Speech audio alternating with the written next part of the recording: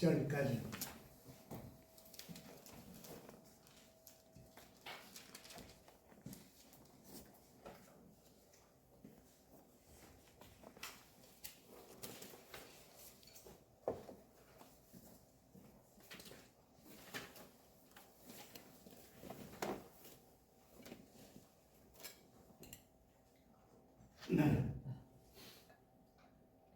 다 함께 공동하시겠습니다.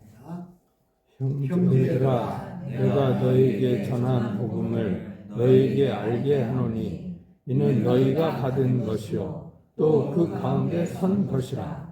너희가 만일 내가 전한 그 말을 굳게 지키고 헛되이 믿지 아니하였으면 그로 말미암아 구원을 받으리라. 내가 받은 것을 먼저 너희에게 전하였으니 이는 성경대로 그리스도께서 우리 죄를 위하여 죽으시고 장사 지낸 바 되셨다가 성경대로 사흘 만에 다시 살아나사 게바에게 보이시고 후에 12 제자에게와 그 후에 500여 형제에게 일시에 보이셨나니 그 중에 지금까지 대다수는 살아있고 어떤 사람은 잠들었으며 그 후에 야고보에게 보이셨으며 그 후에 모든 사도에게와 맨 나중에 만삭되지 못하여 난 자 같은 내게도 보이셨느니라.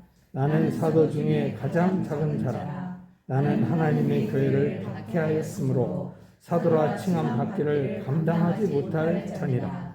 그러나 내가 나 된 것은 하나님의 은혜로 된 것이니 내가 주신 그의 은혜가 헛되지 아니하여 내가 모든 사도보다 더 많이 수고하였으나 내가 한 것이 아니요 오직 나와 함께 하신 하나님의 은혜로라.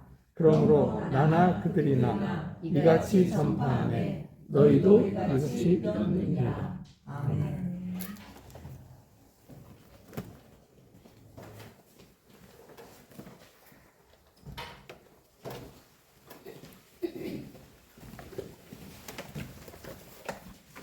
되게 하여 주시며 이 성려전에 참여하지 못한 모든 우리 신자들을 동일한 은혜와 하나님의 사랑 속에 지켜주시고 동행하여 주옵소서. 예수님 이름으로 기도드리나이다. 아멘. 이 고린도전서 15장은 우리가 가진 예수 부활에 대한 가장 귀중한 증언의 장입니다. 저는 항상 이 성경을 읽지만은 새로 읽을 때마다 그 의미가 새로워지고 더 깊어지는 것을 깨닫게 됩니다. 이번에는 저는 이 성경을 읽으면서 이 앞에 부분에서 말씀을 드려야겠다 그렇게 생각했습니다. 먼저 이 말씀 속에서 저에게 다가오는 의미는 바울이 예수의 부활을 증언하는데 내가 경험하고 내가 실제로 그분을 만났다 그렇게 말하지 아니한 점이에요. 이렇게 말했습니다. 내가 받은 대로 전했다. 그랬습니다. 받은 대로 전한 말씀이다. 그러므로 이 말씀을 헛되이 믿지 아니하고 굳게 지키는 자는 그 믿음을 통해서 구원을 이룰 것이다. 그렇게 했어요. 저는 이 말씀에 놀라는데요. 저 같으면 누가 뭐라고 해도 나는 부활하신 주님을 직접 만났다. 그리고 그분이 나에게 이런 말씀을 주셨다. 그렇게 말할 것 같아요. 그런데 바울은 그렇게 안 했습니다. 받은 대로 전했다. 그랬으니까 이 바울이 전한 예수 부활의 증언은 초대 교회의 증언입니다. 교회가 이미 그때는 이 부활에 대한 확실한 증언을 표본적으로 가지고 있었다. 그렇게 저는 믿어집니다. 그래서 자기 모든 경험과 자기가 만난 주님에 대한 얘기를 이 속에 다 녹여드리고 있습니다. 내가 받은 대로 전했다. 그러므로 교회가 그 이후에 모든 사람에게 전하는 부활에 대한 증언은 받은 대로 전하는 증언입니다. 대대로 교회는 이 부활을 교회의 생명으로 전하게 됩니다. 교회 속에 뭐가 있고 그 교회가 얼마나 대단하고 그 교회가 얼마나 대단한 경제력을 가지고 있을지라도 그것은 아무 문제가 되지 않는다는 뜻입니다. 이것은 받은 대로 처음 교회가 모든 신자에게 알려주고 모든 신자가 받은 대로 전한 것이다. 그렇게 했습니다. 제가 지난주에 이 일이 성경대로 이루어진 거다. 그 말씀 드렸는데 여기도 성경대로 그렇게 했습니다. 이 성경대로라고 하는 성경은 구약 성경입니다. 우리는 똑같은 구약과 신약을 가지고 있으면서도 신약이 더 우수하다. 그리고 구약은 신약을 위한 약속이다. 이렇게 생각하기 쉽습니다. 그런데 처음 교회는 성경대로 이루어졌다. 그랬어요. 모든 일이 성경대로 이루어진 거다. 그러니까 성경 밖에서는 아무것도 이루어지지 않았다는 것입니다. 그러니까 즉흥적으로 이루어진 일은 없고 어떤 개인들이 혹은 어떤 세력이 자기들이 하고 싶은 일대로 이루어진 것도 없다는 뜻입니다. 성경대로 이루어졌다. 그랬습니다. 참 기막힌 얘기는 이렇게 얘기하면서 예수 부활을 많은 사람들이 목격했다. 그 중에 많은 사람들이 아직 살아있다. 그랬습니다. 그리고 이 성경, 오늘 읽은 성경 중에서 가장 중요한 부분이라고 생각된 부분을 말했습니다. 그 부분은 예수님의 12 제자나 예수님을 따르던 사람들이 아닌 야고보도 만났다. 이렇게 했어요. 야고보에게 나타나셨다. 그랬습니다.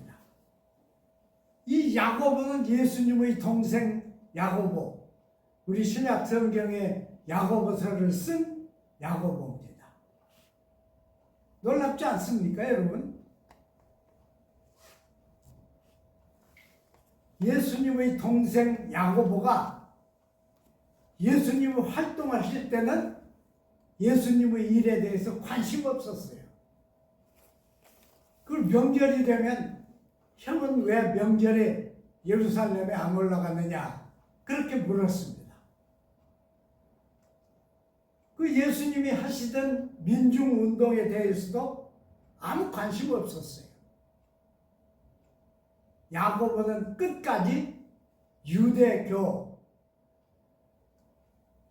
성실한 교인이었습니다. 그러던 야고보에게 부활하신 예수님은 자기를 보였습니다. 만났어요. 어땠을까요, 여러분? 자기 형이 죄도 없이 십자가에 못 박혀 죽었는데, 그래서 절망하고 있는데, 그래서 이를 갈고 있는데, 그래서 분노를 사귀지 못하고 있는데, 부활하신 예수님이 동생을 만난 겁니다. 그 마음이 어떠했을까요? 바울은 이 말을 일부러 썼습니다. 그리고 그 다음에 자기 말을 썼습니다. 그러니까 이 말은 자기가 부활하신 예수님을 만난 것과 동일하게 야고보도, 예수님 동생인 야고보도 부활하신 예수님을 만났다, 그렇게 증언하는 것입니다. 여러분 보세요. 야고보는 유대교인이에요. 야고보는 한 집에서 예수님과 형제간이었지만은 예수님을 메시아로 보지 않았습니다. 그런데 희생당하신 예수님은 부활하시자 동생을 만났습니다. 저는 이 시점이 야고보가 유대교에서 예루살렘 교회의 대표가 되는 시점이다, 그렇게 생각합니다. 얼마나 많이 생각했겠어요? 얼마나 많이 자기가 알고 있는 구약 성경에 대해서 생각했어요. 그리고 야고보는 바울을 처음 교회에 받아들였습니다. 이 바울의 변화에 대해서는 우리가 익히 잘 알고 있습니다.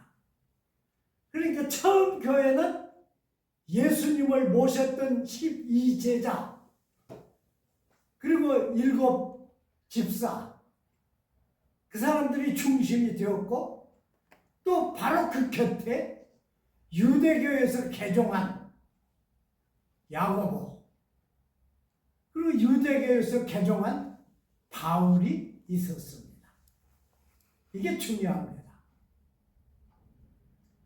예수님 메시아로 오셔서 십자가를 지시고 모든 죄를 사하셨지만은 그것으로 다가 아닙니다. 예수님은 유대교 아주 중요한 두 인물을 예수님 제자 가운데로 끌어들이셨습니다. 그래서 처음 교회는 예수님의 집단, 그리고 유대교에서 넘어온 개종한 집단, 함께 있게 된 것입니다. 우리가 개종이라고 말하면요, 우리나라에서는 천주교인이 신교인이 되는 것, 혹은 신교인이 천주교인이 되는 것을 개종이라고 생각합니다. 근데 그건 개종 아닙니다. 그것은 마치 한국 신자들이 한국에서 장로교인으로 있다가 미국에 가서 침례교인이 되는 것과 같은 수평 이동에 불과합니다. 그건 개종이 아니에요. 개종은 어떤 불신자가 신자가 되는 것보다 더 어려운 근본적 변화를 뜻합니다. 그래서 그 개종이라고 하는 영어가 컨버전이에요. 그것은 그냥 내가 여기서 저기로 옮기는 것, 저 이름 밑에서 이 이름 밑으로 가는 것, 그게 아닙니다. 개종은 여호와 하나님의 이름을 제대로 밝혀내는, 그러니까 가짜 신앙을 깨고 진정한 신앙을 만들어내는 것이 개종입니다. 이 개종의 첫 발자국을 디딘 사람이 바울입니다. 그리고 둘째 발자국을 디딘 사람이 야고보입니다. 이 두 사람이 똑같이 신약 성경에 편지를 남겼습니다. 저는 이 두 사람 편지가 동일하게 매우 중요하다고 생각합니다. 그리고 우리가 예수님의 부활절에 반드시 생각해야 할 것이 있습니다. 그것은 생명에 대한 생각입니다. 예수님의 부활은 죽은 자가 소생한 것이 아닙니다. 이 생명이 잠시 쉬었다가 다시 이 생명으로 돌아온 사건이 아닙니다. 예수님의 부활은 완전히 새로운 생명의 시작입니다. 그래서 예수님의 부활 속에는 영생이 있어요. 그 속에 영원이 있습니다.